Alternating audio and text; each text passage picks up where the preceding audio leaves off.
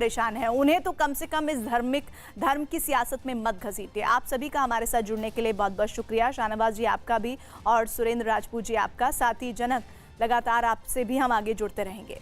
महाराष्ट्र के औरंगाबाद में पटरी पर सो रहे मजदूरों पर मालगाड़ी चढ़ने से 16 मजदूरों की मौत हो गई। बताया जा रहा है कि हादसा आज सुबह करीब 5:30 बजे हुआ। ये मजदूर जालना की स्टील फैक्ट्री में काम करते थे और मध्य प्रदेश के शहडोल और उमरिया के रहने वाले थे। खबर ये है कि लोग ट्रेन पकड़ने के लिए भुसावल जाना चाहते थे और रास्ते में थक कर पटरी पर ही सो गए थे।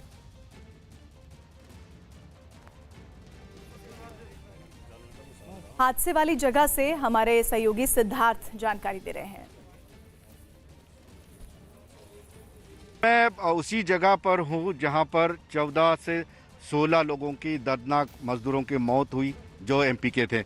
मैं उसी स्पॉट पे हूं। मैं दिखाने की कोशिश करता हूं। शायद ज़्यादा करीब जाकर मैं दिखा नहीं पाऊंगा क्योंकि यहाँ पर पूरे मानवीय अवयव के जो है टुकड़े बिखरे हुए हैं, खून पड़ा हुआ है और कुछ मजदूरों की जो है चीज़ें भी यहाँ पर हैं। तो हो सके तो मैं पूरा नज़दीक से जाकर बताने की कोशिश करूँगा।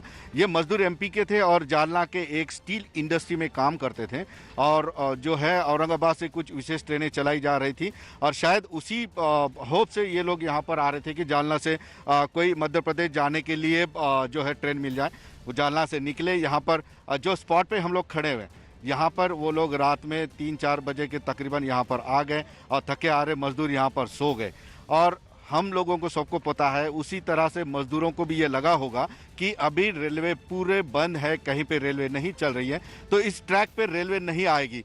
इसी अंदाज को लेकर ये मजदूर जो है यहाँ पे सो गए। लेकिन जो गुड्स ट्रेन है रेलवे के, जो अत्यावश्यक वस्तुएं लेके जाती है, वो ट्रेनें चालू थी। मजदूरों को ये पता नहीं था, इसलिए वो बिंदास यहाँ पर सो गए थे। लेकिन सुबह 5:30 के आसपास औरंगाबाद से नांदेड़ की ओर जाने वाली पेट्रोल लेकर जाने वाली गुड्स ट्रेन यहाँ पर आई और ये 14 मजदूरों को कुचल कर चले गई।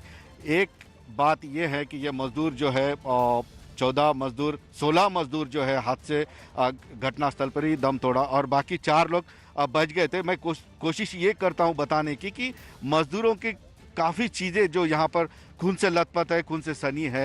यहाँ पर बता सकते हैं हम लोग जो है चार्जर हैं और रोटियां जो मजदूरों ने साथ में ली थी खाने के लिए, वो उनकी रोटियां हैं। उनके कमर के बेल्ट भी देखो यहाँ तक तोड़ के। उनके मोबाइल के कवर देखिए आप, ये कवर भी जो यहाँ पे है और ये कब्र 60 से 70 फीट तक पूरा खून है और मानवीय अवयव के टुकड़े बिखरे हुए हैं। लेकिन अभी पुलिस यहाँ पर काफ़ी समय पहले पहुँच चुकी है। पुलिस ने जो है सारे चीज़ें मानवीय अवयव जो है पूरे लेकर अगली प्रोसेस के लिए भेज दिए हैं और जिला प्रशासन है, पुलिस प्रशासन है, रेलवे प्रशासन है, ये अगले प्रोसेस में लग चुके हैं।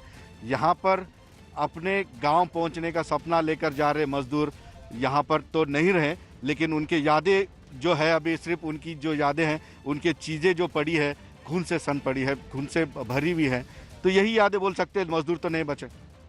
आशीष हमारे साथ, हमारे सहयोगी इस खबर पर बातचीत करने के लिए जुड़ रहे हैं। आशीष, बहुत दर्दनाक ये हादसा रहा, इसके बारे में कोई और प्रशासन के जरिए तथ्य सामने आया हो इस वक्त? सबसे अहम बात, अगर उसी रेलवे ट्रैक पर देखें तो कुछ रोटियां पड़ी थी जो अब खून में सनी हुई हैं और अब कहीं ना कहीं प्रशासन जो है वो जो है सख्ते में आया है इस मामले के बाद। और ऐसे में अब जो शरद पवार हैं उनकी तरफ से ये साफ तौर पे बताया गया कि एक फ्लाइंग स्क्वाड बनाया जाएगा।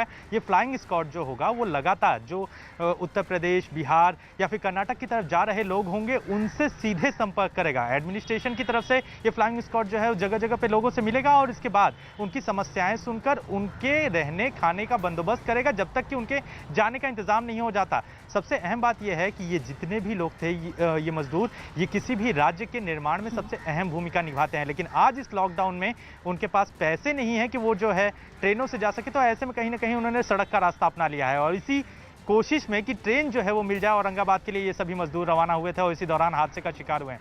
तो कहीं ना कहीं अब कोशिश ये है राज्य सरकार की कि अब इस पूरे मामले में जो है मजदूरों का भरोसा जीता जाए। आज खुद उद्धव ठाकरे जो है शाम 8 बजे के करीब जो है इस मामले पे जो है लोगों से जुड़ेंगे और साफ तौर पे अपना पक्ष भी रखेंगे कि मजदूरों के लिए क्या व्यवस्था की जा रही है, किस तरह से जो मजदूर ट्रेन नहीं पकड़ पाए हैं, पैदल ही निकल गए हैं, उनके लिए कोई बंदोबस्त नहीं हो पाया। आशीष बता रहे हैं कि जिस रोटी को खाने से शरीर में खून बनता है, आज उस रोटी पर ही खून लगा हुआ है, जान चली गई है इन 16 लोगों की, लेकिन इस जान जाने के बाद बहुत सारे सवाल खड़े हो गए हैं।